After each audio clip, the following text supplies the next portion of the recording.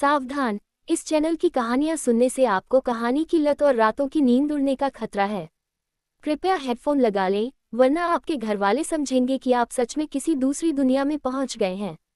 बिना ब्रेक के सुनने पर कहानी हैंगओवर की जिम्मेदारी हमारी शामत आ गई है, आदित्य ने नेदर बीस्ट पर सवार होते हुए कहा।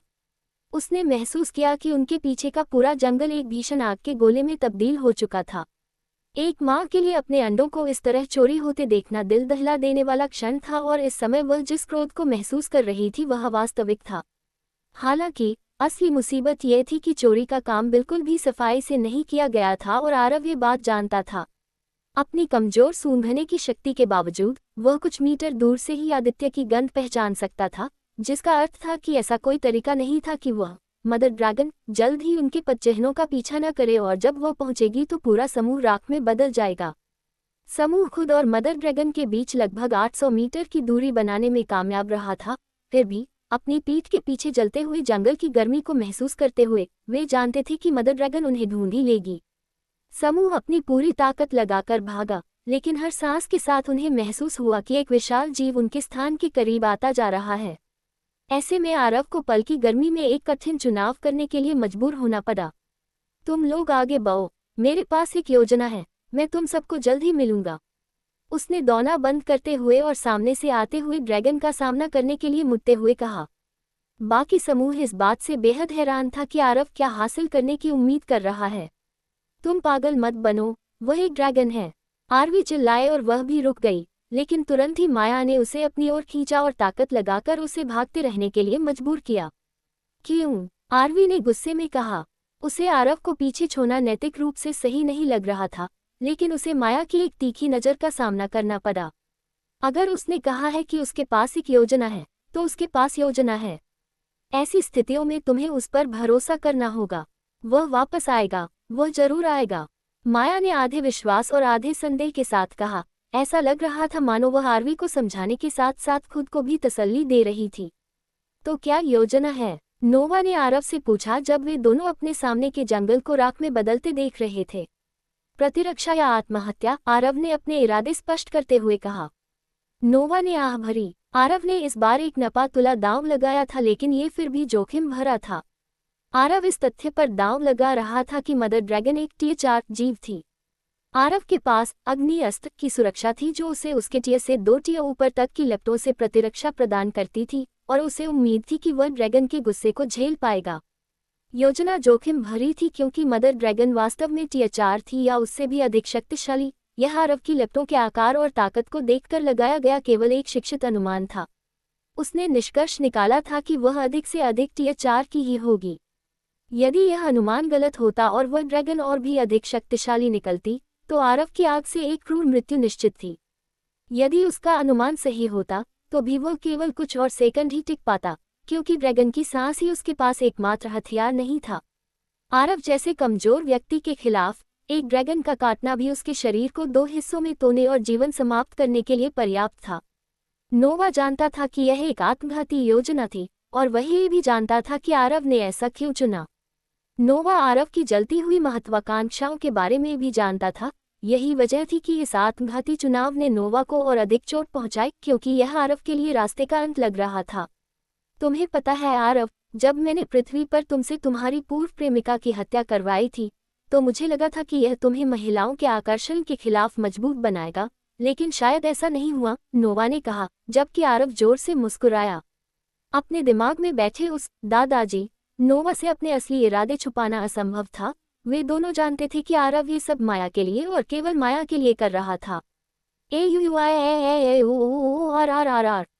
येलो ड्रैगन पीला ड्रैगन टियर 4 एक खिलाड़ी जिसका नाम निरीक्षण करने के लिए स्तर पर्याप्त नहीं है। ये पीला ड्रैगन प्रजाति का है, जो आमतौर पर अन्य जातियों के प्रति अपने शांत और मिलनसार व्यवहार के लिए जाना जाता है। रेड ड्रैगन होने के बजाय एक सौम्य ड्रैगन प्रजाति का सामना करने के लिए खुद को भाग्यशाली समझें, अन्यथा अब तक आप राख बन चुके होते। सिस्टम अधिसूचना आप एक ड्रैगन की उपस्थिति में हैं। आप ड्रैगन के डर से प्रभावित हैं। 15 सेकंड के लिए सभी आंकड़े 15% कम हो जाते हैं। सिस्टम अधिसूचना आप पर ड्रैगन के निष्क्रिय कौशल ड्रैगन एस और द्वारा हमला किया गया है। आप 5 सेकंड के लिए स्थिर हो गए हैं। आरव के पैर जेली की तरह हो गए और उसे ऐसा लगा जैसे उसने चलने की सारी शक्ति खो दी है। वह ड्रैगन के क्रोध के लिए एक आसान शिकार बन गया। आरव की गंध को पहचानते हुए पीली ड्रैगन माँ जानती थी कि वह अपराधियों में से एक है, इसलिए जब उसने उसे देखा तो उसके मन में आरव के लिए कोई दया नहीं थी। उसने आरव की ओर एक विनाशकारी ड्रैगन ब्रीथ छोड़ी, जिसका इरादा उसे राख का एक टुकड़ा भी न छोड़ने का था। अग्नि अस्त्र की ताकत देखने का समय आ गया है। आरव ने अपनी आंखें बंद करते हुए जलन महसूस होने की प्रतीक्षा की। आग आरव के शरीर से होकर गुजरी और उसने उसके पास मौजूद हर चीज को राख बना दिया। हालांकि वो उसकी त्वचा से बिना कोई नुकसान पहुंचाए टकराकर वापस लौट गई। आरव के कवच, उसका मास्क, उसके कपड़े, अखिल द्वारा दिए गए हरे पंख वाले हार को छोड़कर सब कुछ राख हो गया। आरव की बांह जिसमें अग्नि अस्त्र था, एक तेजस्वी चमक के साथ चमकने लगी क्योंकि नोवा ने आरव के शरीर को धोने वाली सभी लपटों को सोखने की कोशिश की। जैसे ही ड्रैगन के सांस का हमला खत्म हुआ, आरव उस मदर ड्रैगन के सामने बिल्कुल निर्वस्त्र खड़ा था, फिर भी बिना किसी खरोंच के। एक पल के लिए मदर ड्रैगन भी हैरान रह गई कि क्या हो रहा है। आरव जैसा एक नश्वर व्यक्ति उसकी ड्रैगन ब्रीथ को सहन करने में सक्षम नहीं होना चाहिए था, वह यह अच्छी तरह जानती थी। फिर भी वह उसके सामने सुरक्षित खड़ा था और इस तथ्य ने उसे इतना नाराज कर दिया कि उसने पहले से भी अधिक क्रोध के साथ दूसरी ड्रैगन ब्रीथ छोड़ी। यदि आरव जीवित रहने के लिए किसी सस्ते जीवन रक्षक उपकरण पर निर्भर होता तो वह दूसरे हमले में निश्चित रूप से मारा जाता। हालांकि आरव किसी सस्ती चीज पर नहीं बल्कि एक परम दिव्य हथियार पर निर्भर था। यही कारण है कि दूसरी बार भी वह बिना किसी खरोंच के बाहर निकल आया। क्या तुम्हारे पास बस इतना ही है, मम्मा?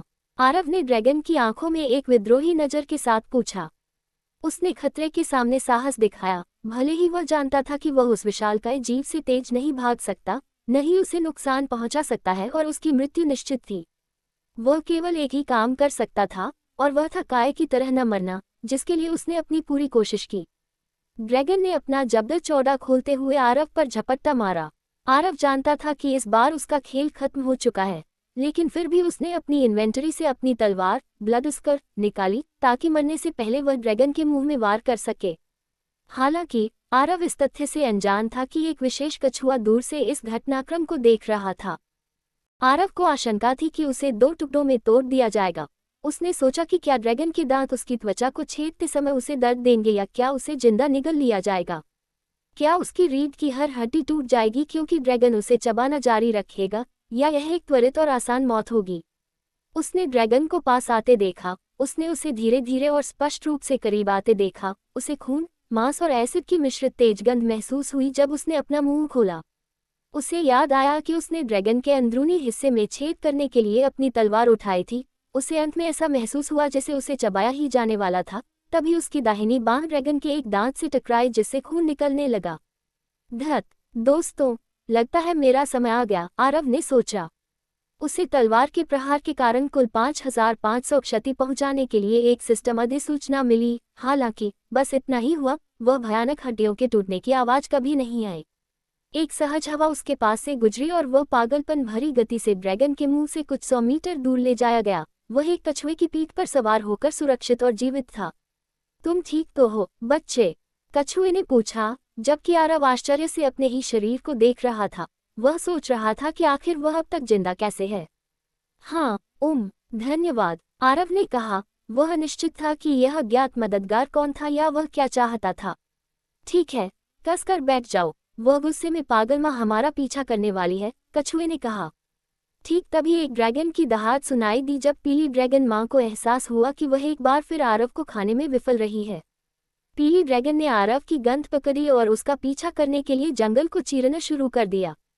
कछुए ने तब तक उसका इंतजार किया जब तक वह उसके बिल्कुल करीब नहीं आ गई और फिर बिना किसी निशान के हवा में गायब हो गया। ऐसा नहीं था कि कछुए को पीली ड्रैगन की भावनाओं की परवाह नहीं थी, उसे बिल्कुल थी। उसकी नज़र में आरव और उसके समूह के कार्य स्पष्ट रूप से घृणित थे। हालांकि वह आरव से कुछ महत्वपूर्ण उत्तर चाहता था, उन सवालों के जवाब जो उसे बहुत लंबे समय से परेशान कर रहे थे। कछुए का घर एक काय की शरण स्थली। हम कहाँ हैं? आरव ने पूछा। उसे इतनी तेज गति की यात्रा से थोड़ा झटका सा महसूस हो रहा था और पेट में थोड़ी मतली भी हो रही थी। मेरी विनम्र कुटिया में तुम्हारा स्वागत है। इसे काय की कावर्ड एस रिट्रीट कहा जाता है। अगर तुमने मेरी पीठ की सवारी का आनंद ले लिया हो तो मैं आभारी रहूंगा यदि तुम अपने शरीर को मेरे कवच से नीचे उतार लो, कछुए ने कहा।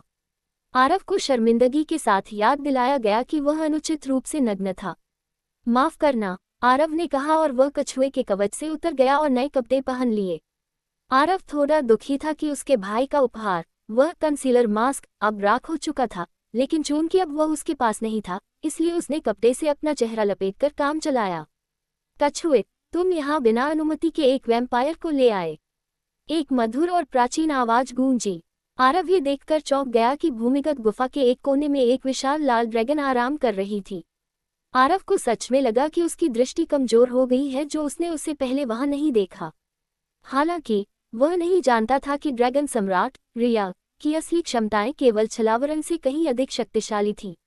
अजीब है न? हाँ, चुने हुए लोग ऐसे ही होते हैं। वे दिखने में भले ही खास न हो, लेकिन उनमें दम बहुत होता है, कछुए ने कहा और उसने एक केतली में पानी उबालना शुरू किया और धीरे धीरे एक व्यवस्थित क्रम में उसमें जड़ी बूटियां मिलाने लगा।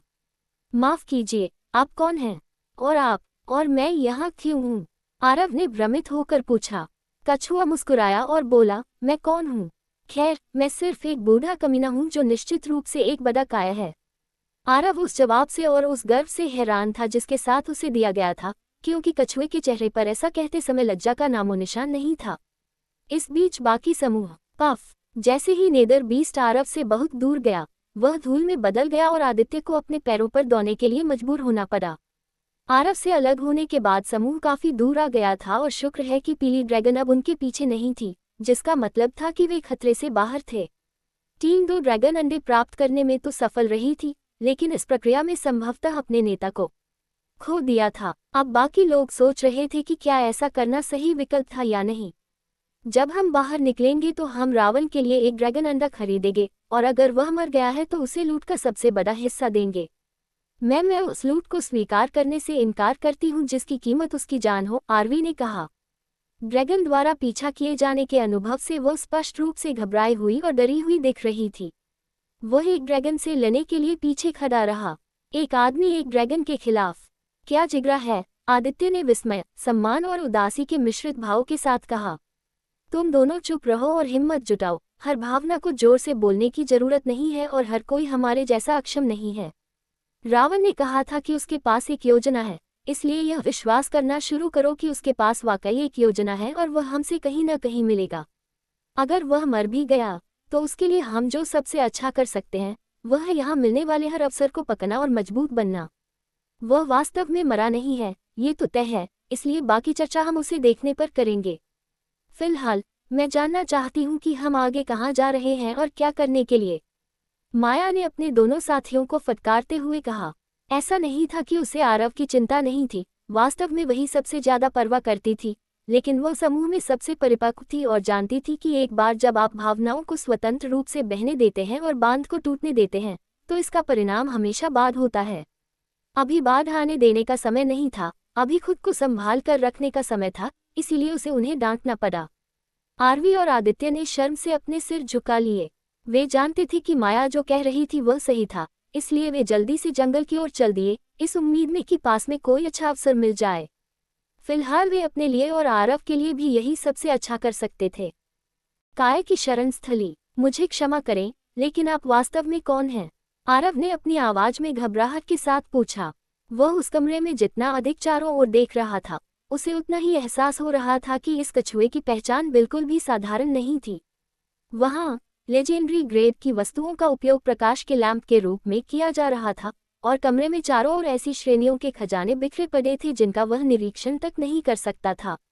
आरव ने अपने दोनों जन्मों में कमरे में मौजूद ऐसी वस्तुएं कभी नहीं देखी थीं, हालांकि उसे लगा कि उसे हैलुसिनेशन हो रहा है जब उसने उस बर्तन का निरीक्षण किया जिसमें कछुआ पानी उबाल रहा था। सिस्टम ने प्रकट किया कि वह एक एंशिएंट ग्रेड की वस्तु थी। खून, कछुआ गुनगुनाया। उसने आरव के सवाल को अनसुना कर दिया और अपना पूरा ध्यान उस सूप पर केंद्रित रखा जिसे वह बना रहा था। जैसे जैसे शोरबा तैयार होने के करीब पहुंचा, पूरे कमरे में एक औषधीय सुगंध फैल गई।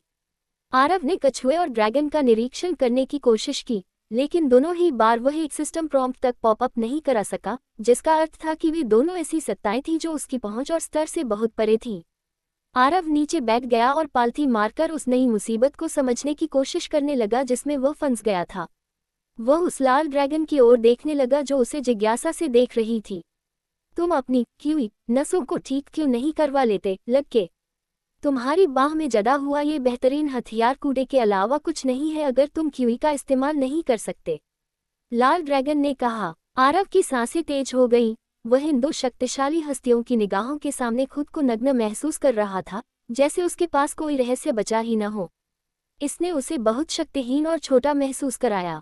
मैं इसे ठीक नहीं कर सकता, मुझे नहीं पता कि कैसे करना है, और मुझे नहीं लगता कि कोई भी जानता है, आरव ने लाल ड्रैगन को उत्तर देते हुए कहा।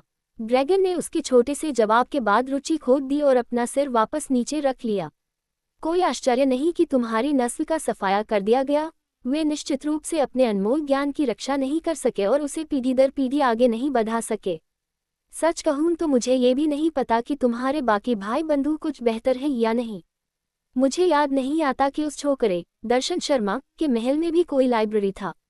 अगर मेरे कबीले का कोई बच्चा इस तरह पैदा होता तो अगले ही दिन उसका इलाज हो जाता। ड्रैगन ने अपनी आंखें बंद करते हुए कहा और आराम करने लगी। उसके शब्दों ने आरव के मन के भीतर भावनाओं का एक तूफान पैदा कर दिया। वह उन शब्दों को पचा नहीं पा रहा था जो ड्रैगन ने इतनी सहजता से कहे थे। उस लाल ड्रैगन ने वास्तव में वैम्पायर सम्राट दर्शन शर्मा को छोकरा कहने की हिम्मत की थी और वह उनके महल के सटीक लेआउट को जानती थी।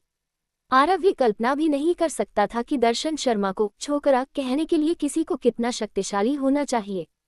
हालांकि सबसे महत्वपूर्ण बात यह थी कि आरव का दिल सीने से बाहर आने के लिए धड़कने लगा जब उसने सुना कि लाल ड्रैगन को पता है कि आरव की क्यूई नसों को कैसे ठीक किया जाए, एक ऐसी बीमारी जिसका इलाज उसके भाई को भी नहीं पता था, और एक ऐसी विकलांगता जिसने 2 जन्मों से उसका पीछा किया था। क्या आप मुझे बता सकती हैं कि कैसे? आरव ने पूछा। उसकी आवाज कांप रही थी और उसकी आंखों में उम्मीद की चमक थी। नहीं, ड्रैगन ने अपनी आंखें खोले बिना ही कहा और आरव को बेरहमी से ठुकरा दिया। आरव इस पल विरोध करना चाहता था, हंगामा खड़ा करना चाहता था और यह समझाना चाहता था कि यह उसके लिए कितना मायने रखता है और ड्रैगन कितनी स्वार्थी है जो जानकारी साझा नहीं कर रही। लेकिन नोवा की एक चिल्लाहट ने उसे एक शब्द भी बोलने से पहले ही रोक दिया। रुको, अब एक बिगा हुए बच्चे की तरह व्यवहार करने की हिम्मत मत करना।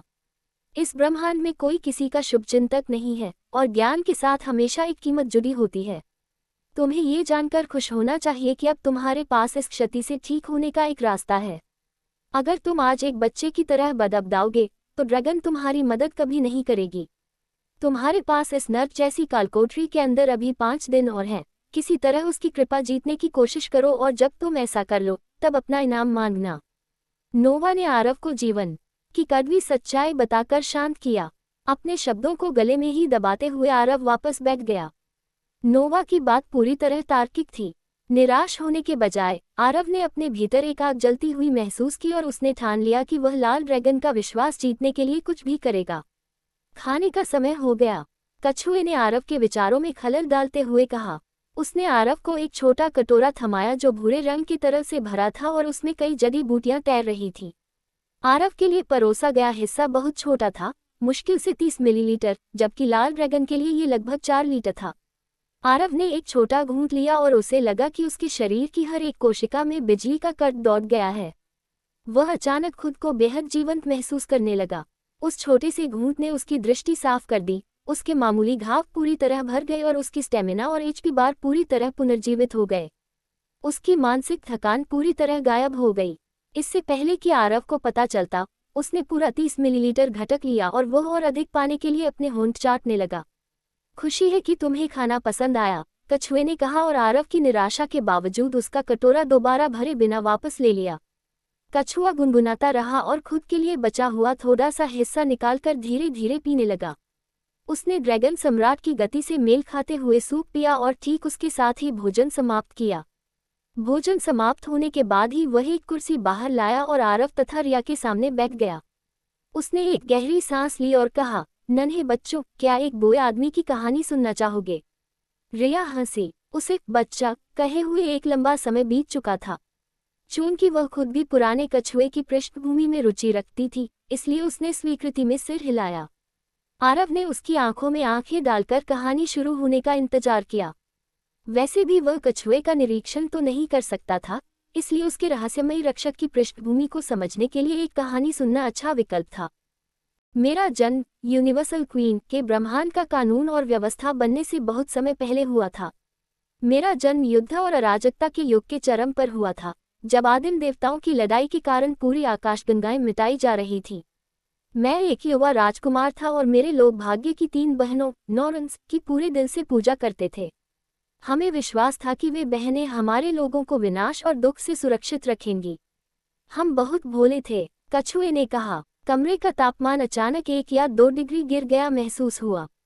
आरव ने उम्मीद नहीं की थी कि यह बूढ़ा कछुआ इतना पुराना होगा कि वह अराजकता के प्राचीन युग से हो। वह व्यवहारिक रूप से नोवा की उम्र का था, लेकिन बिना हजारों साल तक समाधि में रहे। जब मेरा ग्रह नष्ट हुआ, तब मैं एक दूसरे आयाम की कालकोठरी में गया हुआ था। जब मैं वापस लौटा, तो मुझे अपने कभी रहे सुंदर ग्रह के लाखों टुकड़े अंतरिक्ष के कचरे के रूप में तैरते हुए मिले। उन 4 साथियों के अलावा जो मेरे साथ उस मिशन पर थे, मेरे ग्रह का कोई भी उत्तरजीवी नहीं बचा था और मैं रातों रात कहीं नहीं का राजकुमार बन गया। कछुए ने ये कहते हुए अपने चेहरे पर कोई दर्द या पीड़ा नहीं दिखाई, केवल एक ऐसी शांति थी जिससे पता चलता था कि उसने बहुत समय पहले ही इस घटना के साथ समझौता कर लिया था। मेरे ग्रह के विनाश का कारण बहुत अजीब था और मुझे इसके बारे में जानने में पूरे 2 साल लग गए। वह एक बच्चे की वजह से हुआ था जो उस समय भगोड़ा था और अवैध रूप से हमारे ग्रह में घुस आया था। एक देवता ने हमारे पूरे ग्रह को सिर्फ इसलिए नष्ट कर दिया ताकि वह बच्चा भी उसके साथ मर जाए। दुर्भाग्य से उस बच्चे के पास एक स्थानिक खजाना था और वह कमीना बच गया, भले ही मेरे अरबों लोग मारे गए। कछुए की आवाज तब थोड़ी ऊंची हुई जब उसने भगोड़े को कमीना कहा। ये पहली बार था जब कछुए ने अपनी भावनाएं दिखाई थीं। भले ही उस व्यक्ति के बारे में अभी बहुत कुछ नहीं बताया गया था, लेकिन आरव और रिया समझ गए थे कि कछुआ उसे पूरे दिल से नफरत करता है। तुम लोग उस कमीने को लक्ष्य आलफादर असगार्ड के संस्थापक और 100 आकाशगंगाओं के रक्षक के रूप में जानते होगे, लेकिन मैं उसे उसकी प्रसिद्धि और महिमा से पहले से जानता हूँ, ग्रहों को जीतने के उसके खूनी तूफान के शुरू होने से पहले से। वास्तव में मैं उसे इतना बेहतर जानता हूँ कि मुझे संदेह है कि उसकी पत्नी भी उसे उतना नहीं जानती होगी जितना मैं जानता हूँ। कछुए ने उस कमीने के नाम का खुलासा किया और आरव ने ठंडी सांस भरी। लक्ष्य अब तक के सबसे शक्तिशाली देवताओं में से एक था। चर्चा थी कि वह टिया 8 के शिखर पर था और पूरे ब्रह्मांड में उसके अधिकार को चुनौती देने वालों के लिए वह एक काल था। जब हम पहली बार मिले थे, तब मैं टिया 4 पर था, जबकि लक्ष्य केवल टिया 3 पर था। वह एक ऐसी लड़ाई थी जिसे मुझे अपनी आंखें बंद करके भी जीत लेना चाहिए था, लेकिन मैं नहीं जीत सका। मैं असफल रहा और उसकी भ्रम की माया में फंस गया। वह हमारी कई मुठभेड़ों में से पहली थी। उस समय मुझे यह महसूस नहीं हुआ था कि लक्ष्य नॉरन्स का एक चुना हुआ है, कि उसका भाग्य ऐसा है कि उसे कभी कोई नहीं कुचल पाएगा, चाहे परिस्थितियां कैसी भी हों। इसलिए मैंने कड़ी मेहनत करना जारी रखा, अपनी हार के अपमान को ईंधन के रूप में इस्तेमाल किया, ताकि अगली मुठभेड़ में मैं उसे हरा सकूं। कछुए ने कहा। आरव अपनी सहानुभूति नहीं रोक सका, यह उसे किसी विलेन की शुरुआती कहानी जैसा लग रहा था। भले ही मैंने पागलों की तरह प्रशिक्षण लिया, लेकिन अगली मुठभेड़ में उसके खिलाफ मेरा लाभ काफी कम हो गया था। जब मैं टियर 5 के आधे रास्ते पर था, वह भी एक नया टियर 5 योद्धा बन चुका था। उस समय मुझे यह असंभव लगा कि कोई इतनी जल्दी स्तर कैसे बढ़ा सकता है। उसकी गति ने तर्क और सामान्य ज्ञान के सभी क्षेत्रों को तोड़ दिया था, लेकिन वह वास्तव में खजानों और अवसरों की एक चलती फिरती खान था। वह जहां भी जाता, वहां कोई न कोई जीवन में एक बार मिलने वाला अवसर उसका इंतजार कर रहा होता जो उसकी ताकत बढ़ाने में मदद करता। ऐसा लगता था जैसे उसे पहले से ही पता हो कि अवसर कब और कहां दिखाई देगा और वह हमेशा उसे छीनने के लिए वहां मौजूद रहता था। उस समय मुझे ये सब एक मजाक लगता था। मुझे लगा कि शायद उस कमीने की किस्मत 99 होगी, लेकिन नहीं, वह बस एक पुनर्जन्म लेने वाला था। कछुए के शब्दों ने आरव की रीढ़ में सिहरन पैदा कर दी। कहानी ने एक खतरनाक मोड़ ले लिया था। बूढ़े कछुए, मुझे तुम्हारी बात काटने से नफरत है, लेकिन अगर पुनर्जन्म सच होता तो ड्रैगन कबीले को इसके बारे में पता होता। यह एक मिथक है। एक आत्मा का कर्म मूल्य दिव्य शक्ति से भी नहीं धोया जा सकता। ब्रह्मांड के नियम पुनर्जन्म को संभव नहीं होने देंगे। ड्रैगन सम्राट रिया ने आत्मविश्वास के साथ कहा। आरव की सिहरन अब पूरी तरह से कांपने में बदल गई थी। ऐसा लग रहा था कि पुनर्जन्म बड़े रहस्यों के बीच भी एक गुप्त रहस्य था, और यहाँ वह खुद इसका एक जीता जागता सबूत था। इस बीच नैन्सी के अंडे ने आखिरकार टूटने के संकेत दिए।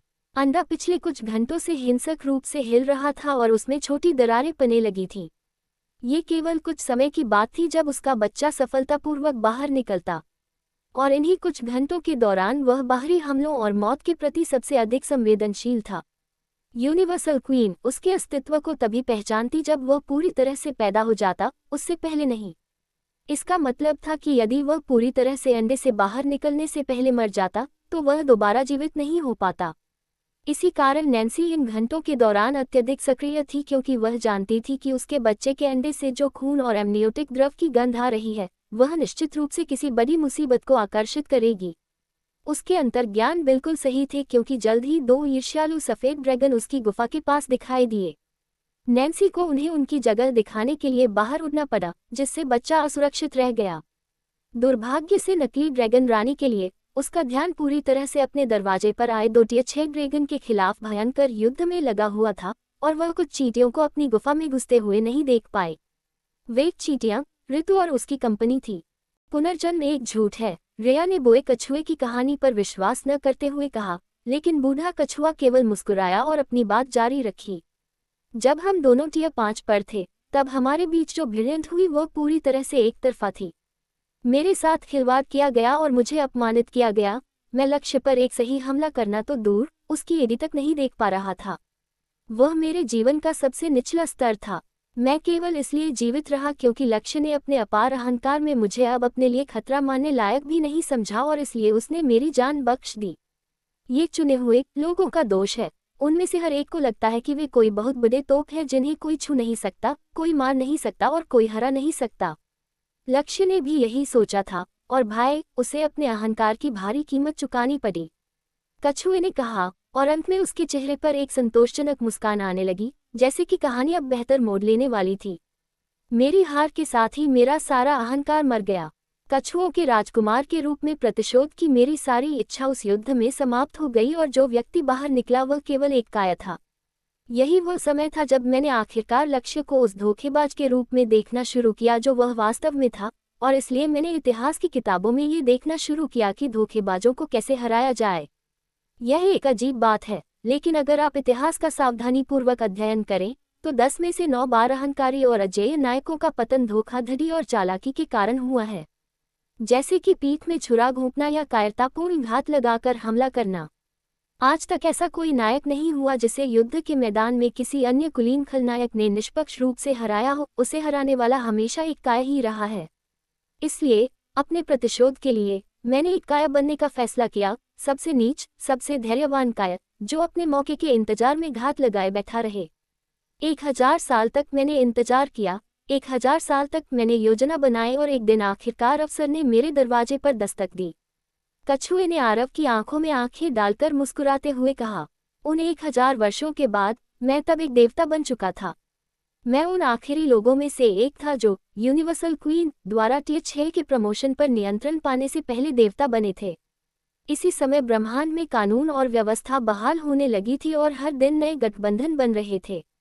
इतिहास के इस मोड़ पर लक्ष्य, जो कि टियर 6 के शिखर पर एक देवता था, अपने सबसे वफादार अधीनस्थों वाल्किरी और उनकी कमांडर और अपनी पहली बेटी हेला के साथ अपना साम्राज्य खड़ा करना शुरू कर चुका था। और यही वह समय था जब मुझे आखिरकार अपनी पहली जीत मिली। कछुए ने कहा, और रेया ने सदमे में अपनी आंखें पूरी तरह खोल दी। उसे नॉर्थ साम्राज्य के इतिहास का सबसे क्रूर नरसंहार याद आ गया। तुम चिरज द इमोर्टल हो? रेया ने कांपती आवाज में पूछा। उसे इतिहास के वे खूनी सबक याद आ गए। एक लंबा समय बीत गया जब किसी ने मुझे उस नाम से पुकारा था, लेकिन नहीं, अब मैं वह व्यक्ति नहीं हूँ। वह बहुत पहले मर चुका है। अब मैं बस एक काया कछुआ हूँ। चिरज ने कहा। लाल ड्रैगन सहज रूप से उससे दूर हो गई और वह उसके कक्ष में रुकने के अपने फैसले पर पुनर्विचार करने लगी। इतनी शक्तिशाली ड्रैगन एक कछुए से इतनी डरी हुई क्यों दिख रही है? आरव ने पूछा। पुनर्जन्म लेने वालों के उल्लेख पर उसका गला बहुत पहले ही सूख चुका था, जिससे उसकी आवाज भारी लग रही थी। कछुआ मुस्कुराया और बोला, तुम इस हिस्से का वर्णन कर सकती हो? देखते हैं कि इतिहास की किताबें मुझे कैसे याद रखती हैं। रेया ने गर्व से अपना सिर उठाया और अपनी थोड़ी सी औरा बाहर निकलने दी, लेकिन कछुए ने उसे तुरंत दबा दिया, जबकि उसकी मुस्कान टस से मस नहीं हुई। रेया ने आह भरी, उसे एहसास हुआ कि अगर बात बिगड़ी तो वह एक बहुत ही चुनौतीपूर्ण प्रतिद्वंद्वी से लड़ रही थी। चूंकि कछुए ने कोई शत्रुता नहीं दिखाई थी, इसलिए उसने उसका खेल खेलने का फैसला किया और अपनी आभा वापस खींच ली और कहानी सुनाना शुरू किया जैसा उसे याद था। यह इसी कालकोठरी की कहानी है। उसने आरव की ओर देखते हुए कहा, ये कालकोठरी जो तुम अभी देख रहे हो, यह उसका केवल एक 1000वां हिस्सा है जो ये कभी हुआ करती थी। बाकी 999 हिस्से उस महान युद्ध में नष्ट हो गए थे और बस यही अवशेष बचा है। रिया ने आगे बढ़ने से पहले कछुए की पुष्टि का इंतजार किया। खैर, ये थोड़ा गलत है। ये लगभग 600 गुना बड़ा था। तुमने जो कहानी सुनी है वह थोड़ी बढ़ा जाकर कही गई है। चिरज ने रिया को जारी रखने का इशारा किया। ये जगह प्राचीन काल से ही ड्रैगन का गढ़ थी और तत्कालीन ड्रैगन रानी यहाँ अपने बच्चे के साथ गर्भवती थी। तभी लक्ष्य ने अपनी पूरी सेना के साथ एक अज्ञात प्रवेश द्वार से इस कालकोठरी पर आक्रमण कर दिया, जिससे पूरी ड्रैगन जाति दहल गई। इतिहास की किताबें कहती हैं कि उसे दुष्ट चिरज ने अपनी सेना यहाँ लाने के लिए झांसे में फंसाया था, लेकिन मुझे यकीन नहीं है कि यह पूरी तरह सच है।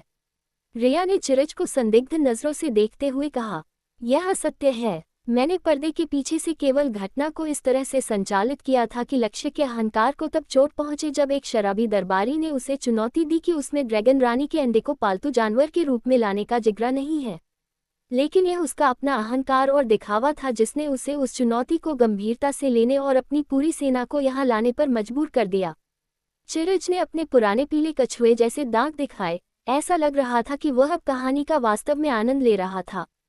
समझ गई, रिया ने दिलचस्प लहजे में कहा और अपने ड्रैगन जैसे कंधे उचकाए।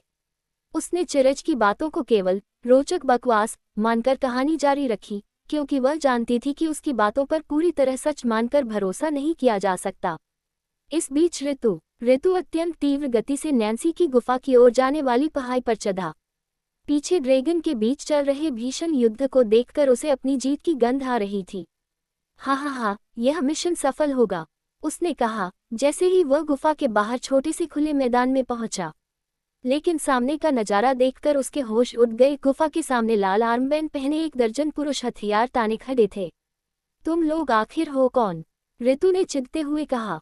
हालांकि रेड हैंड समूह के नेता ने उसके चेहरे पर अपने पैर से जोर से लात मारी, जिससे ऋतु उसी पहाड़ी से नीचे गिर गया जिस पर वह अभी चढ़ा था। नेता ने कहा, हम रेड हैंड भारे का समूह हैं, तुम जैसे डाकुट वालों के नाजायज बाप। लक्ष्य ने 450 मिलियन वाल्किरीज के साथ ड्रैगन के स्वर्ग पर आक्रमण किया। एक ऐसी भयानक सेना जो भूमि पर मौजूद हर एक ड्रैगन को बेअसर करने में सक्षम थी।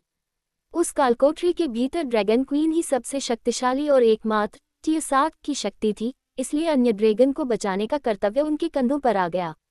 रिया ने ड्रैगन इतिहास की सबसे काली घटनाओं में से एक का वर्णन करते हुए कहा, यह एक भीषण युद्ध था जिसमें केवल 1 लाख ड्रैगन ने 7 वाल्किरी देवताओं सहित 120 मिलियन से अधिक वाल्किरीज को मार गिराया, लेकिन अंततः ड्रैगन की संख्या कम पड़ गई, वे हार गए और ड्रैगन क्वीन को जंजीरों में जकड़ लिया गया। रिया ने घटना सुनाते समय गुस्से में आते हुए कहा, लक्ष्य अभिमानी था लेकिन सम्मानजनक भी। उसने ड्रैगन किंग के साथ युद्ध छिड़ने के डर से ड्रैगन क्वीन की जान बख्श दी, लेकिन मान की कि वह अपना अंडा उसे सौंप दे। हालांकि रानी ने साफ इनकार कर दिया। लक्ष्य जानता था कि ड्रैगन का अंडा कालकोठरी के भीतर ही कहीं छिपा होगा, इसलिए उसने अपनी सेना को उसे खोजने के लिए भेज दिया। इतिहास कहता है कि इस बिंदु तक लक्ष्य ने अपनी सतर्कता छोड़ दी थी और उसे ड्रैगन के स्वर्ग के अंदर किसी और मुसीबत का संदेह नहीं था। हालांकि इसी क्षण अमर चिराज ने 300 मिलियन आदिम पिशाचों की सेना का नेतृत्व करते हुए कालकोठरी में प्रवेश किया। उस समय पिशाचों का असगर्डियंस के साथ विवाद चल रहा था और यह घात लगाकर किया गया हमला उनके लिए युद्ध का पासा पलटने का एक मौका था। रिया ने चिराज की ओर देखते हुए कहा, जैसे वह उसकी पुष्टि का इंतजार कर रही हो। चिराज भावहीन रहा और उसने रिया को आगे बढ़ने का इशारा किया। आदिम पिशाच युद्ध के मैदान में एक बड़ी ताकत थे। उनके पास रक्त हेरफेर नामक एक अत्यंत शक्तिशाली रक्त रेखा कौशल था। पूरी कालकोठरी 120 मिलियन मृत वाल्किरीज और 1 लाख ड्रैगन के खून से ढकी हुई थी, जिससे वह युद्ध क्षेत्र उनके विनाश का खेल का मैदान बन गया। यह एक करीबी मुकाबला होना चाहिए था, 330 मिलियन वाल्किरीज बनाम 300 मिलियन आदिम पिशाच, लेकिन दुर्भाग्य से ऐसा नहीं हुआ। पिशाचों ने दुश्मन सेना का पूरी तरह सफाया कर दिया और उन्हें खुद केवल 10 मिलियन सैनिकों का न्यूनतम नुकसान हुआ। कहा जाता है कि युद्ध इतना खूनी और एक तरफा था कि कालकोठरी की मिट्टी वाल्किरी के खून से लाल हो गई थी। लक्ष्य की पहली संतान और उसकी युद्ध सेनापति हिलक चिराज के भाले का शिकार हुई। उसकी मृत्यु ने लक्ष्य को बेकाबू क्रोध और पागलपन में धकेल दिया और ज्ञान के देवता ने अंतरिक्ष को फाना शुरू कर दिया, जिससे कालकोठरी और उसमें मौजूद सब कुछ नष्ट होने लगा। जब लक्ष्य अपनी सबसे कमजोर स्थिति में था, दिनों तक चले निरंतर युद्ध के बाद थका हुआ था, तब कायचिराज ने लक्ष्य पर घात लगाकर हमला किया जब वह एक आदिम पिशाच देवता से लड़ रहा था। चिराज ने अपना भाला लक्ष्य की आंख में उतार दिया, जिससे लक्ष्य एक आंख से अंधा हो गया। उस हमले से लक्ष्य को मर जाना चाहिए था, क्योंकि उसकी एचपी बार 0 हो जानी चाहिए थी, लेकिन उसके शरीर पर मौजूद किसी अज्ञात खजाने के कारण वह जीवित बच गया और कालकोठरी से भागने में सफल रहा। रिया ने कहा। तभी चिराज ने हाथ उठाकर मुस्कुराते हुए उसे रुकने का संकेत दिया। अंतिम हिस्सा असत्य है। मैंने लक्ष्य पर कभी घात लगाकर हमला नहीं किया। मैंने उसके 4 अंगों को बांधने के लिए अपने साथ 5 देवताओं को लेकर सामने से उससे युद्ध किया था। चिराज ने एक संतुष्ट मुस्कान के साथ कहा, जबकि रिया को उसकी बातें सुनकर घृणा महसूस हुई। वैसे भी जब ये सारा युद्ध चल रहा था, ड्रैगन क्वीन का अंडा गलती से नष्ट हो गया। इस घटना ने उसे अत्यंत दुखी कर दिया, जिसके कारण ड्रैगन किंग ने आदिम पिशाचों और असगर्डियंस दोनों के खिलाफ युद्ध की घोषणा कर दी। युद्ध की उस क्रूरता और भयंकरता ने ब्रह्मांड को हाल ही में भुलाए गए अराजकता युग की याद दिला दी। अमर चिराज और उसके आदिम पिशाचों का नाम हर तरफ गूंजने लगा। वह अद्भुत जाति जो अपनी त्वचा के माध्यम से रक्त को अवशोषित करके चोटों को ठीक कर सकती थी और मृतकों के शरीर के रक्त को हथियार के रूप में उपयोग कर सकती थी, युद्ध के मैदान में एक अजेय शक्ति बन गई थी। जहां करोड़ों मृत पड़े थे, पूरा ब्रह्मांड उनके युद्ध कौशल को सुनकर कांप उठा था। जहां युद्ध के कारण वाल्किरी जाति विलुप्ति की कगार पर पहुंच गई, वहीं आदिम पिशाच जाति को युद्ध के परिणामस्वरूप ब्रह्मांड के सभी शासकों द्वारा अवैध घोषित कर दिया गया। इसके बाद आदिम पिशाचों का शिकार शुरू हुआ। उनके कमजोर वंशज, जिनके पास रक्त हेरफेर की शक्ति नहीं थी, यानी आधुनिक पिशाच, उन्हें आश्रय दिया गया और पाला गया।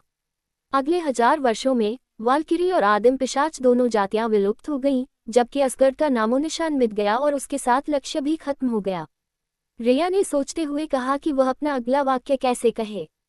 यह आखिरी बार था जब ब्रह्मांड ने चिराज या लक्ष्य को देखा था। कुछ लोग कहते हैं कि उनके बीच एक और युद्ध हुआ जिसमें दोनों की मृत्यु हो गई, लेकिन स्पष्ट रूप से वह सत्य है। हजारों साल बाद लक्ष्य का दूसरा बेटा धीरे धीरे सत्ता में आया। वह एक टियर 6 देवता से टियर 7 शक्ति के रूप में विकसित हुआ और अंततः अपने पिता द्वारा छोड़े गए साम्राज्य की राख से अपना खुद का साम्राज्य खड़ा किया, जो आज का महान थंडर नेशन है। ध्रुव लक्ष्य पुत्र का जीवन कभी आसान नहीं रहा। ड्रैगन कबीले और पिशाच कबीले दोनों ही उसके कट्टर दुश्मन थे। लेकिन अंततः 3000 वर्षों के निरंतर संघर्षों के बाद जब वह टियर 8 की शक्ति तक पहुंचा, तो राजतंत्रों के बीच संधि पर हस्ताक्षर किए गए और थंडर नेशन को अपने हाल पर छोड़ दिया गया। विडंबना यह है कि ड्रैगन के स्वर्ग की कालकोठरी की रक्षा की कसम थंडर नेशन ने ली थी। ध्रुव ने शक्तिशाली बॉनों को इकट्ठा किया और कालकोठरी के चारों ओर एक अभेद्य सुरक्षा घेरा बनाया, जो ड्रैगन जाति के अलावा किसी भी अन्य जाति को प्रवेश की अनुमति नहीं देता, यदि वे टियर 2 से ऊपर के हों। एक वादा जो आज तक अटूट है। आरव को लगा जैसे उसके दिमाग में पहेली के छोटे छोटे टुकड़े आखिरकार सही जगह बैठने लगे हैं। उसे महसूस हुआ कि वह एक बहुत बड़ी तस्वीर को समझने की कगार पर है, लेकिन ऐसा लगा जैसे कोई छोटा सा मुख्य हिस्सा अभी भी गायब है, एक ऐसा हिस्सा जो तब सामने आएगा जब चिराज उसे आज ये कहानी सुनाने के पीछे का असली कारण बताएगा। तो मैं आज यहाँ बैठकर यह कहानी क्यों सुन रहा हूँ, बूए कछुए? आरव ने चिराज की आंखों में देखते हुए पूछा। बूए कछुए ने धीरे धीरे अपने पैर जमीन पर पटकना शुरू कर दिया और उसकी निगाहें रिया और आरव के बीच घूम रही थी। मैंने अपने जीवन में केवल 2 वादे किए हैं। पहला वादा उस ड्रैगन रानी से था जिसने युद्ध में अपना बच्चा खो दिया था। मैंने शपथ ली थी कि यदि भविष्य में कोई भी ड्रैगन रानी अपने अंडे देने के लिए ड्रैगन पैराडाइज आएगी, तो मैं चिराज अपनी जान देकर उस अंडे की रक्षा करूंगा। इसलिए जब अंततः ब्लैक ड्रैगन रानी ड्रैगन पैराडाइज में आए और उसने अंडा दिया, तो मैं हमेशा साई की तरह वहां उसकी रक्षा के लिए मौजूद था। चिराज ने रिया की ओर देखते हुए कहा। आरव को आखिरकार समझ आया कि उसके बगल में बैठी महिला वास्तव में ड्रैगन रानी थी। तुम ब्लैक ड्रैगन मोनार्क हो, एक टियर 8 पावर हाउस? आरव ने सदमे में पूछा। रिया ने अपनी नाक से फुकार छोड़ी, जिससे उसकी नाक से आग की 2 लपटें निकलीं। उसने कहा, नश्वर को अब मेरा रहस्य पता चल गया है, कितना आनंददायक है। आरव का मुंह खुला का खुला रह गया और उसका दिमाग जैसे सुन्न हो गया। उसे यकीन नहीं हो रहा था कि वह एक असली टियाट पावरहाउस के साथ कमरा साझा कर रहा था। मुझसे यह उम्मीद की जा रही है कि मैं बस यह मान लूं कि तुम्हारे दिल में केवल नेक इरादे हैं, है ना? रिया ने चिराज की ओर अपने दांत दिखाते हुए कहा। चिराज अप्रभावित रहा और उसने तुरंत उसकी शंका के जवाब में एक सिस्टम अनुबंध की शपथ ली। मैं, चिराज, अपनी आत्मा की शपथ लेता हूं और यूनिवर्सल क्वीन को साक्षी मानकर कहता हूं कि ड्रैगन मोनार्क रिया और उसकी अजन्मी संतान के प्रति मेरे इरादे नेक हैं। चिराज के कहते ही उसकी आत्मा पर एक सिस्टम अनुबंध स्थापित हो गया। चिराज के इस कड़े फैसले से रिया चकित रह गई, लेकिन अब उसका मन शांत था। ठीक है, इस मदद के लिए मैं तुम्हारे पिछले अपराधों को क्षमा करती हूँ, रिया ने कहा। उसने आरव को एक तीखी नज़र से देखा और फिर वापस अपने अंडे को सेने के लिए लेट गई। चिराज ने इसके बाद उसे पूरी तरह नज़रअंदाज कर दिया और अपना ध्यान आरव की ओर लगाते हुए कहा, दूसरा वादा मैंने पिछले वैम्पायर राजा रूमी से किया था, जिसे सिंहासन के लिए दर्शन शर्मा ने मार दिया था। दर्शन शर्मा के सत्ता संभालने से पहले हर वैम्पायर राजा जानता था कि वे केवल असली वैम्पायर ओवरलॉर्ड के लौटने तक सिंहासन के संरक्षक हैं, जो कि प्रिमोर्डियल वैम्पायर जाति का होगा। उसने आगे कहा, आधुनिक वैम्पायर कुछ हजार साल पहले तक अपने वंश के प्रति वफादार थे और अपनी जगह जानते थे। लेकिन दर्शन शर्मा ने पुरानी भविष्यवाणी को नज़रअंदाज करने का फैसला किया और प्रिमोर्डियल वैम्पायर्स के रिकॉर्ड मिटाने की कोशिश की, ताकि वह अपनी संतान को सर्वोच्च घोषित कर सके। रूमी से मेरा दूसरा वादा ये था कि यदि कोई प्रिमोर्डियल वैम्पायर कभी ड्रैगन पैराडाइस में कदम रखेगा, तो मैं उसे शिक्षा दूंगा और उसे अगला वैम्पायर राजा बनने के लिए तैयार करूंगा। लेकिन मेरी हैरानी की कल्पना करो, जब वे दो व्यक्ति जिनका मैं हजारों सालों से इंतजार कर रहा था, कुछ ही दिनों के अंतराल में इस कालकोठरी में आए, और वह लड़का जिसे मुझे मार्गदर्शक देना था, उसने अपनी गर्दन पर वाल्किरीज का प्रतीक पहना हुआ है। चिराज की बातों से आरव स्तब्ध रह गया। उसने अपनी गर्दन पर लटके हरे पंखों वाले देवदूत पेंडेंट को देखा। उसे यह जानकर हैरानी हुई कि यह वाल्किरी जाति का प्रतीक था। ओह, तो तुम्हें नहीं पता था? चिराज ने आरव की प्रतिक्रिया से भांप लिया कि उसे पेंडेंट की उत्पत्ति के बारे में कोई अंदाजा नहीं था। तुम्हारी गर्दन पर यह पेंडेंट अविनाशी है। ये वो उपहार था जो लक्ष्य ने अपनी बेटी हेला को तब दिया था जब उसने उसके लिए 10 आकाशगंगाएं जीती थी। यह एक ऐसी वस्तु थी जिसे हासिल करने के लिए लक्ष्य ने युद्ध के मैदान में बहुत संघर्ष किया था, और एक ऐसी चीज जिसे मैंने कभी नहीं सोचा था कि मैं अपने जीवन में दोबारा देखूंगा। क्या मुझे बताओगे कि यह तुम्हारी गर्दन पर कैसे आया? साथ ही तुम्हारी बांह पर ब्रह्मांड के सबसे शक्तिशाली हथियारों में से एक का टुकड़ा कैसे है? चिराज ने आरव की आंखों में गहराई से देखते हुए उसके विचारों को पढ़ने की कोशिश की। आरव का दिल तेजी से धड़कने लगा, क्योंकि उसे नहीं पता था कि वह चिराज के सवालों का जवाब दे पाएगा या नहीं। आसमान की ओर देखते हुए उसने मन में सोचा, अखिल, क्या ये सब तुम्हारी मेरे लिए बनाई गई योजना का हिस्सा है? इस बीच ऋतु, क्यों क्यों क्यों क्यों क्यों लाइट फैक्शन के हरामजादों, मैं एक दिन तुम सबको मार डालूंगा। ऋतु चिल्लाया और अपनी जान बचाने के लिए जंगलों में भागने लगा। रेड हैंड समूह के पास उसकी सेना के खिलाफ ऊंचाई का लाभ था और वे भारे के सैनिक असामान्य रूप से उग्र और प्रेरित थे। उन्होंने आत्मघाती कदम उठाकर भी ऋतु की सेना के दो सैनिकों को मार गिराना सुनिश्चित किया। ऋतु की पूरी योजना और उसकी महत्वाकांक्षाएं धूल में मिल गईं। उसे अपनी दुम दबाकर भागने के लिए मजबूर होना पड़ा, क्योंकि उसकी टीम को रेड हैंड के सैनिकों ने पूरी तरह खत्म कर दिया था।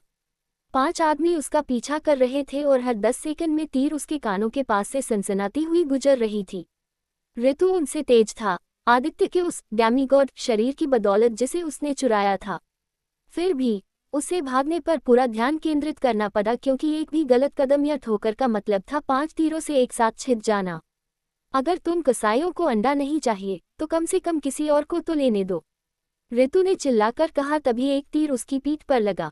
उसकी एचपी गिर गई और शरीर में तेज दर्द हुआ, लेकिन वह जानता था कि वह रुक नहीं सकता। उसने दर्द को निगला और दौड़ना जारी रखा। अंततः वह अपने पीछा करने वालों से आगे निकलने और अपनी गंध से उन्हें गुमराह करने में सफल रहा। हालांकि उसका मिशन बुरी तरह विफल हो चुका था। ऋतु जानता था कि इतने महत्वपूर्ण मिशन में असफल होने के बाद डार्क फैक्शन में उसके लिए कोई जगह नहीं बचेगी। इसलिए दांत पीसते हुए उसने धीर के प्रति अपनी वफादारी छोड़ने का फैसला किया और आज से अपने दम पर काम करने का निश्चय किया। ऋतु संभवतः अपने जीवन के सबसे बुरे दौर से गुजर रहा था। वह अपने मिशन में विफल हो चुका था, अपने सैनिकों को खो दिया था और अब एक पेड़ की चोटी पर दुबका हुआ अपने घाव सहला रहा था। उसका रिडेम्पशन आर्क शुरू होने से पहले ही खत्म हो गया था और अब उसे यकीन नहीं था कि अगर वह कालकोठरी से बाहर निकल भी गया तो राक्षसी अभिजात वर्ग में उसे कोई स्थान मिलेगा या नहीं। ये सब उस कमबख्त सोलोमेसर पादरी की वजह से है। वही कारण है कि मैं इन बच्चों के साथ उनका दोस्त बनने का नाटक करते हुए और मजे करते हुए कालकोठरी की खोज नहीं कर पा रहा हूँ। अगर मेरी असलियत सामने न आती तो मैंने धीरे धीरे अंदर से ही थंडर नेशन के टुकड़े टुकड़े कर दिए होते, ऋतु ने दांत पीसते हुए कहा। वह दुनिया में किसी भी और व्यक्ति की तुलना में उस सोलोमेसर से सबसे ज्यादा नफरत करता था। उसके बाद दूसरे नंबर पर वह बौना आदित्य था, जिसने उसके पिछले जीवन की यादों और ज्ञान का एक बड़ा हिस्सा चुरा लिया था। जैसे ही ऋतु ने आदित्य के प्रति अपनी नफरत को याद किया, उसे नीचे से एक आवाज सुनाई दी। दोस्तों, क्या हमें समय समय पर अंडों को अपने सोल स्पेस से बाहर निकालना चाहिए और उनके साथ लिपटकर सोना चाहिए? आदित्य ने आरवी से पूछा, जिसने जवाब में अपनी आंखें घुमा लीं। बिल्कुल नहीं आदित्य, हम ड्रैगन नहीं हैं।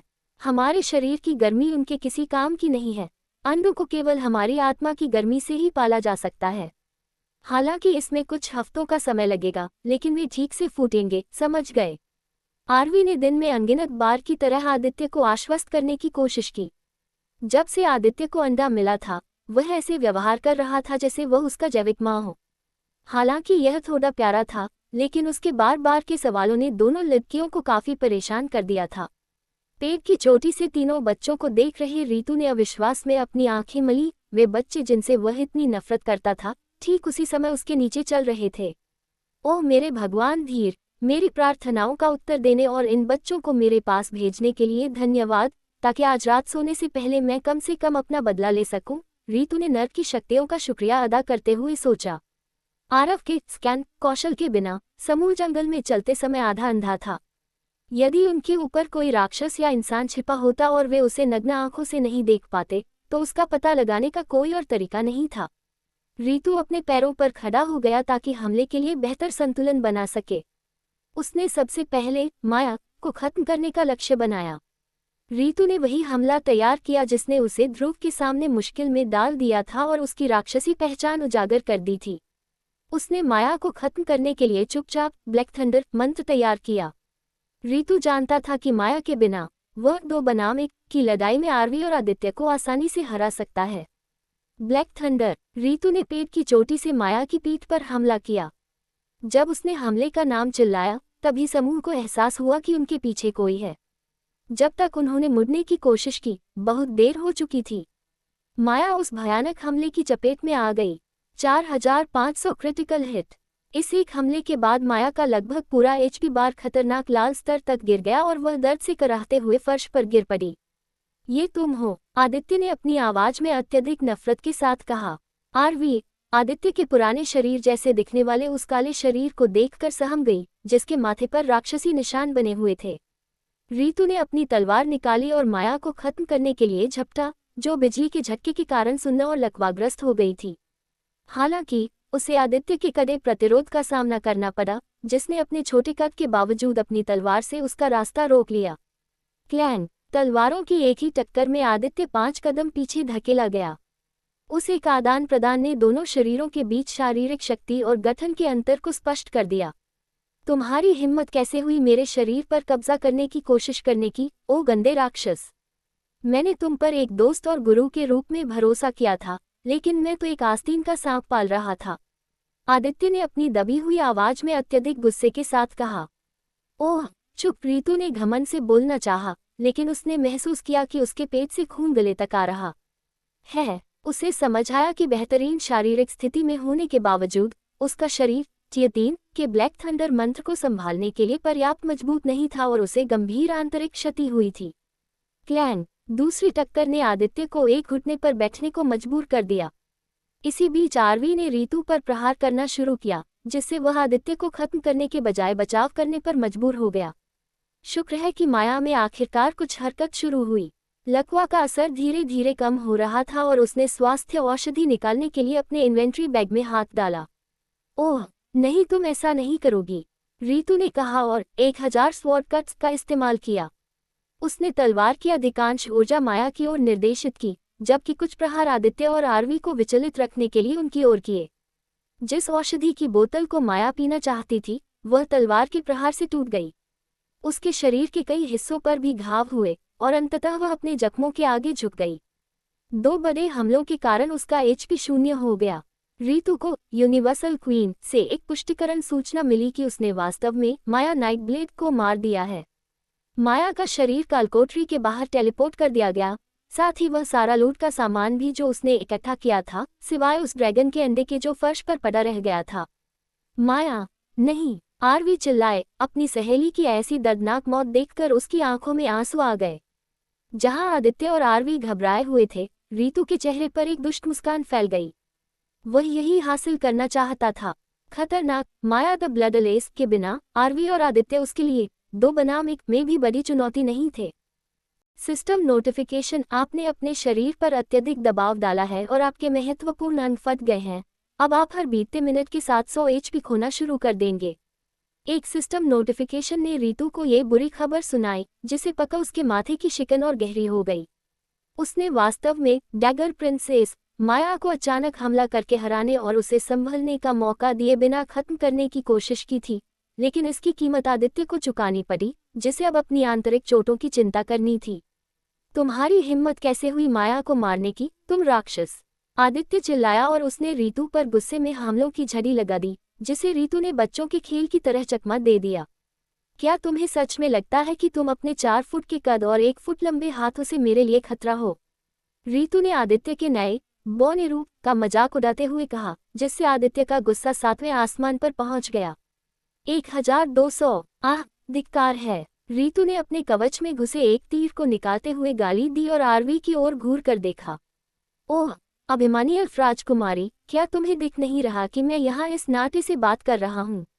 क्या तुम्हारे माता पिता ने तुम्हें कोई तमीज नहीं सिखाई?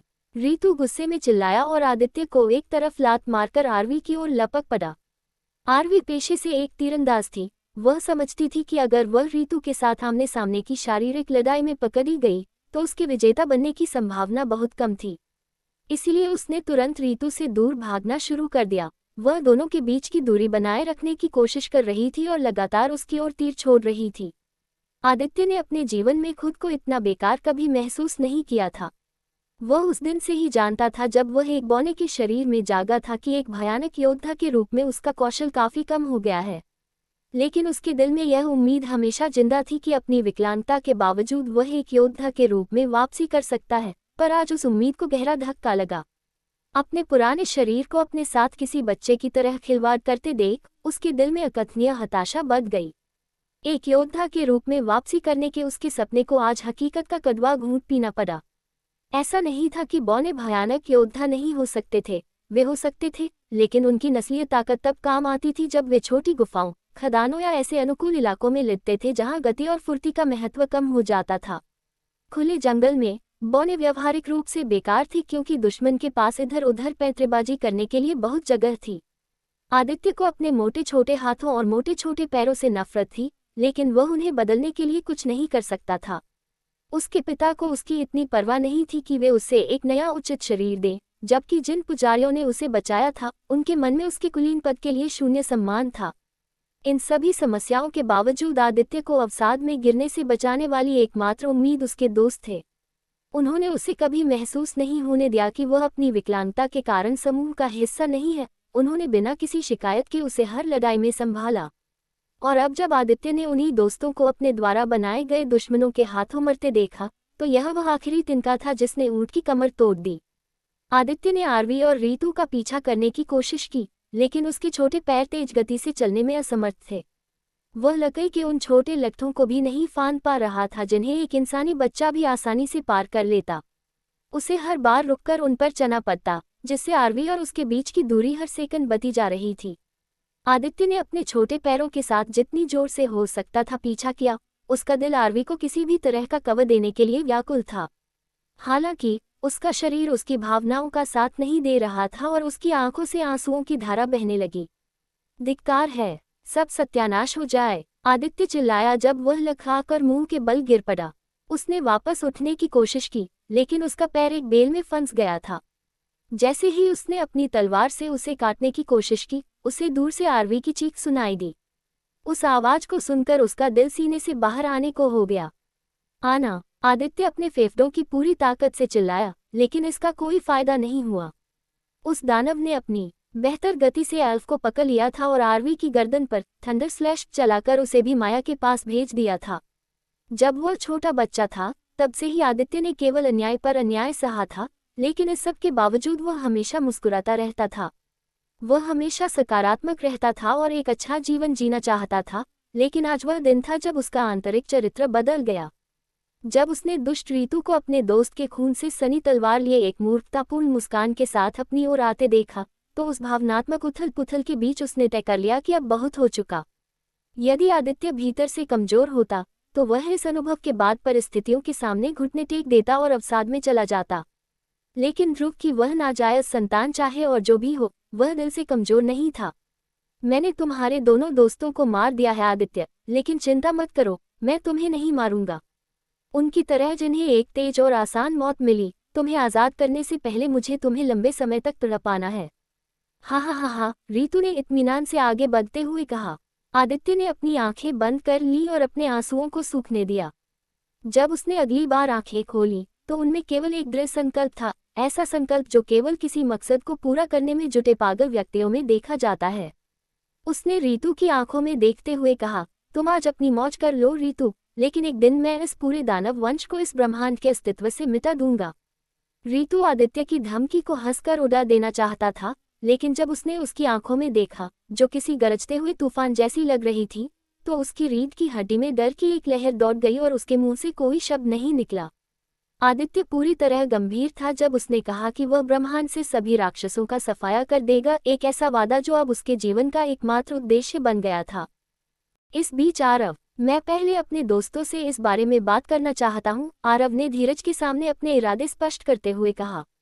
बूढ़े कछुए धीरज को ये समझ नहीं आया कि आरव को अपने जीवन के इतने महत्वपूर्ण निर्णय के लिए अपने दोस्तों से सलाह लेने की आवश्यकता क्यों है, लेकिन अपनी व्यक्तिगत भावनाओं के बावजूद उसने आरव की इच्छा का सम्मान करने का फैसला किया, क्योंकि वह जबरदस्ती किसी को अपना शिष्य नहीं बनाना चाहता था। अपनी शक्तियों का उपयोग करते हुए धीरज ने जंगल में आरव के दोस्तों की तलाश शुरू की। लगभग 5 मिनट तक खोजने के बाद उसके चेहरे पर हल्की शिकन आ गई। मुझे खेद है छोटे, लेकिन तुम्हारे 3 दोस्तों में से 2 मर चुके हैं और एक ऐसा लग रहा है जैसे वह भी जल्द ही मर जाएगा। ऐसा लगता है कि उन पर किसी राक्षस ने घात लगाकर हमला किया है, अभी के लिए केवल वह बौना जीवित है, धीरज ने कहा। ये सुनते ही आरव का दिल बैठ गया। मर गए? आरव ने पूछा। उसके भीतर भावनात्मक गुस्से का एक बवंडर उठ खड़ा हुआ। उसकी लाल पुतलियों के चारों ओर का सफेद हिस्सा हल्का लाल होने लगा और आरव ने गुस्से में अपने नुकीले दांत निकाल लिए। मर गए? धीरज ने शांति से आरव के शरीर में हो रहे बदलावों को देखते हुए कहा। उसे एहसास हुआ कि आरव एक प्राइमोर्डियल वैम्पायर होने के बावजूद अपनी कई जन्मजात उग्र प्रवृत्तियों को अपनी चेतना के भीतर गहराई में दबाए हुए था। लाल पुतलियों और बाहर निकले नुकीले दांतों वाला ये रक्तपिपासु रूप ही था, जिसके रूप में धीरज प्राचीन काल के उन जंगली प्राइमोर्डियल वैम्पायरों को याद करता था, जिनसे तब तक बात करना असंभव था जब तक वे आपकी शक्ति का इतना सम्मान न करें कि आपको बोलने दें। आरव का स्वभाव जंगली प्राइमोर्डियल वैम्पायरों की तुलना में आधुनिक सभ्य वैम्पायरों जैसा अधिक था, मानो वह जन्म से ऐसा नहीं था बल्कि बाद की उम्र में इसमें परिवर्तित हुआ हो। अगर तुम चाहो तो मैं तुम्हें तुम्हारे तीसरे दोस्त के पास ले जा सकता हूँ, संभवतः समय रहते तुम उसे बचा लोगे। लेकिन बदले में मैं चाहता हूँ कि तुम अपने प्रतिद्वंद्वी से लेने के तरीके पर मेरी सलाह मानो, क्या तुम सहमत हो? धीरज ने पूछा। वह देख रहा था कि आरव अपने गुस्से को दबाने के लिए संघर्ष कर रहा है। ठीक है, आरव ने जवाब दिया। धीरज ने सिर हिलाया और उसे फिर से उसकी पीठ पर बैठने को कहा। एक झटके के साथ दोनों गुफा से गायब हो गए। रिया ने सब कुछ देखा और सुना था, उसके लिए नश्वर जीवों के ये साधारण मामले तुच्छ थे। इस समय उसे केवल अपने बच्चे के सुरक्षित रूप से अंडे से बाहर आने की चिंता थी। अंडे से बाहर निकलने का दिन करीब आ रहा था। वह कवच के अंदर नन्हे जीव की हलचल महसूस कर सकती थी, जो धीरे धीरे बाहर निकलने की कोशिश कर रहा था। अब ये बस कुछ ही समय की बात थी। इस बीच अर्जुन, सुप्रीम कमांडर को रिपोर्ट कर रहा हूँ, थंडर नेशन द्वारा पृथ्वी की निंदा करते हुए कोई आधिकारिक प्रतिक्रिया जारी नहीं की गई है। उन्होंने इस औचक हमले के लिए किसी अंतरिक्ष समुद्री लुटेरे संगठन पर इनाम रखने की भी कोशिश नहीं की है। हमारी समझ यह है कि वे अभी तक नहीं जानते कि हमलों के पीछे वास्तव में कौन था, जो हमें फिलहाल के लिए खुली छूट देता है, एक पृथ्वीवासी ने अर्जुन को रिपोर्ट देते हुए कहा। अर्जुन अपने बालों से खेलते हुए दिमाग दौड़ा रहा था कि अगला कदम क्या होना चाहिए। उसने उम्मीद की थी कि हमले के बाद थंडर नेशन उसे पहचान लेगा और ब्लैकलिस्ट कर देगा, खासकर इसलिए क्योंकि एक जहाज मुड़ गया था और उसके अंदर मौजूद देवता ने उसका चेहरा देख लिया था। लेकिन स्पष्ट रूप से उस देवता ने डर के मारे अर्जुन के खिलाफ गवाही देने से इनकार कर दिया था, जिसका मतलब था कि अभी तक उसके सिर पर कोई आधिकारिक निशाना नहीं साधा गया था। अगर अर्जुन को ब्लैकलिस्ट कर दिया जाता तो उसके लिए पृथ्वीवासियों को सैन्य निकासी के बहाने पृथ्वी छोड़ने और रेडियंस पर बसने के लिए राजी करना आसान होता। लेकिन मूर्ख थंडर नेशन ने अपनी नपुंसकता दिखाए और उसकी योजना बिगा दी। कृपया हमारे मुख्य लोहार को बुलाने के लिए किसी को भेजें, अर्जुन ने कहा। उसने पृथ्वी के मुख्य लोहार को बुलाया, जो अर्जुन के अलावा इकलौता व्यक्ति था जिसके पास डिस्ट्रॉयर क्लास युद्धपोतों को बनाने की पूरी जानकारी थी। अर्जुन उसे अपना करीबी दोस्त मानता था। उसका नाम था फैटी कैलाश। कैलाश ग्रीस में लथपथ होकर अर्जुन के सामने पहुंचा। उसके पूरे शरीर पर यांत्रिक औजार लटके हुए थे। 20 फीट दूर से ही मशीन के तेल और उसके पसीने की मिली जुली गंध ने अर्जुन को असहज कर दिया। हे भगवान दोस्त, कम से कम हफ्ते में एक बार तो नहा लिया कर। अर्जुन ने अपनी नाक सिकोड़ते हुए अपने दोस्त की टांग खींचने की कोशिश की। नहा लेता, अगर तुम हर बार एक प्रोजेक्ट खत्म होते ही मुझे और काम से न लाद देते, कैलाश ने अर्जुन को सीधा जवाब दिया। दोनों दोस्त मुस्कुराए। कैलाश पृथ्वी पर उन गिने चुने लोगों में से था जिसका व्यवहार अर्जुन के देवता बनने के बाद भी नहीं बदला था। उसके लिए अर्जुन वही लड़का था जिसके साथ वह सालों पहले स्कूल गया था। तुमने बुलाया? कैलाश ने मुस्कुराना बंद किया और गंभीर हो गया। अर्जुन ने सिर हिलाया और बाकी सभी को कमरे से बाहर जाने का इशारा किया। गोपनीयता सुनिश्चित होने के बाद ही उसने कैलाश से बात की। क्या तुमने कंट्रोल इक्विपमेंट की खेप को खराब कर दिया है? अर्जुन ने पूछा। कैलाश ने हाँ में सिर हिलाया। जहां बाकी दुनिया को लग रहा था कि अर्जुन ने अब तक केवल थंडर नेशन के व्यापारी जहाजों को निशाना बनाया है, असलियत में ऐसा नहीं था। अर्जुन अपनी गोपनीयता के लिए केवल 2 लोगों पर भरोसा करता था, अपने दोस्त जितेश और फैटी कैलाश। उसने उन दोनों को 2 गुप्त मिशन सौंपे थे। उसने फैटी कैलाश से एक ऐसा उपकरण बनाने को कहा था जो बिल्कुल फ्रिगेट और डिस्ट्रॉयर क्लास के जहाजों में इस्तेमाल होने वाले कंट्रोल पैनल जैसा दिखे, लेकिन वास्तव में वह एक विस्फोटक बम था। अर्जुन ने थंडर नेशन के बेड़े को भीतर से खोखला करना शुरू कर दिया था। उसने अपने नकली कंट्रोल चिप्स को रखरखाव और मरम्मत के उपकरणों के रूप में थंडर नेशन की ओर जाने वाली खेप में मिलवा दिया था। जब सही समय आएगा, अर्जुन इन चिप्स में विस्फोट कर देगा जिससे थंडर नेशन का पूरा बेड़ा बेकार हो जाएगा। अर्जुन के लिए युद्ध बहुत पहले ही शुरू हो चुका था, बस दूसरा पक्ष अब तक इससे अनजान था।